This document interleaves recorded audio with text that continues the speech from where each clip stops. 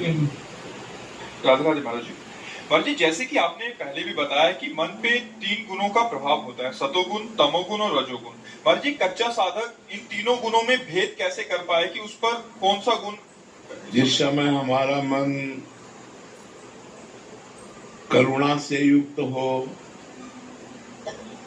भगवत चिंतन की तरफ इच्छा हो, संसार से वैराग्य की भावना हो, पवित्र विचार उत्पन्न हो रहे हो, इंद्रियों को भोगों का आकर्षण न हो, तो समझना चाहिए सतोगुण चल रहा है।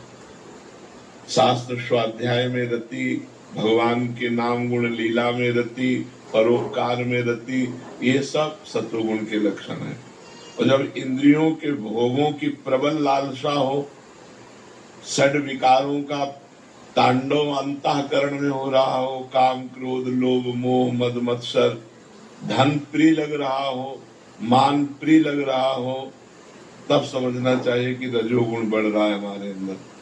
और जब निद्रा, आलस्य, प्रमाद, हिंसा, द्वेष ऐसी भावनाएं प्रकट हो रही, तब समझना चाहिए तमोगुण बढ़ रहा है।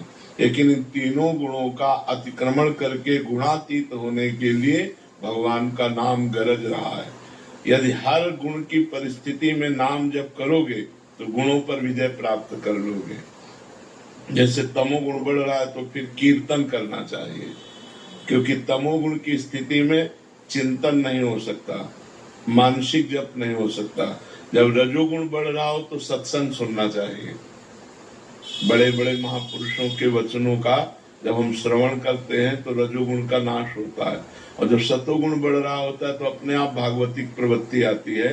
तो सतोगुण तभी बढ़ता है जब हमारा भोजन सात्विक होता है, जब हमारा दर्शन सात्विक होता है, जब हमारा संग सात्विक होता है, जब हमारा पेय पदार्थ सात्विक होता है। अब जैसे ये सब रंग बिरंगे में जो पानी आते हैं, हाँ, ये सब रजोगुण तमोगुण बढ़ाने वाले हैं।